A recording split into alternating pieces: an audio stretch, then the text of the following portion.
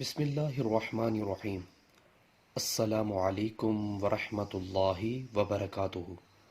رسول اللہ صلی اللہ علیہ وسلم نے فرمایا، بندہ اللہ کی رضا مندی کے لیے ایک بات زبان سے نکالتا ہے، اسے وہ کوئی اہمیت نہیں دیتا مگر اسی کی وجہ سے اللہ اس کے درجے بلند کر دیتا ہے، اور ایک دوسرا بندہ ایک ایسا کلمہ زبان سے نکالتا ہے جو اللہ کی ناراضگی کا باعث ہوتا ہے، اسے وہ کوئی اہمیت نہیں دیتا لیکن اس کی وجہ سے وہ جہنم میں چلا جاتا ہے۔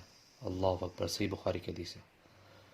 ویورز، اللہ تعالیٰ سے دعا ہے اللہ تعالیٰ ہمیں بھی اس حدیث پر عمل کرنے کی توفیق عطا فرمائے۔ ویڈیو کو شیئر کریں۔